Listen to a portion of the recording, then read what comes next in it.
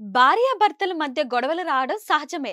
కొన్ని జంటల్లో అయితే హత్యలు జరిగిన సంఘటనలు కూడా ఉన్నాయి. అయితే కజకిస్తాన్‌లో ఓ సీనియర్ మంత్రి తన భార్యను కొట్టి చంపిన ఉదంతం తాజాగా వెలుగులోకి వచ్చింది. గత ఏడాది నవంబర్‌లో కజకిస్తాన్ ఆర్థిక శాఖ మంత్రి భార్య ఓ రెస్టారెంట్లో శవమై కనిపించింది. ఆ రెస్టారెంట్ కూడా మంత్రి బంధువులదే. ఇటీవలే ఈ కేసుకు సంబంధించిన విచారణ చేపట్టారు. దీనికి సంబంధించి సీసీటీవీ వీడియోను కోర్టులో పరిశీలించగా అసలు బండారం బయటపడింది. ఈ వీడియోలో మంత్రి తన భార్యను పదే పదే కొట్టడం, కాళ్లతో తన్నడం కనిపిస్తోంది. ఆ తర్వాత ఆమె జుట్టును పట్టుకొని వేరే గదిలోకి లాక్కు వెళ్ళాడు. ఆ గదిలో ఎలాంటి కెమెరాలు లేవు.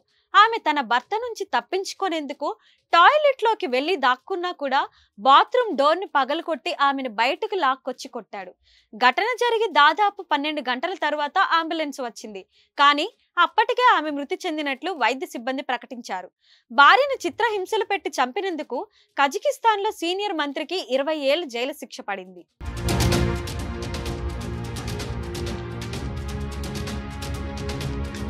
మరిన్ని వీడియోస్ కోసం ఛానల్ ని సబ్స్క్రైబ్ చేయండి. లేటెస్ట్ అప్డేట్స్ కోసం వాట్సాప్ ఛానల్ ని ఫాలో చేయండి.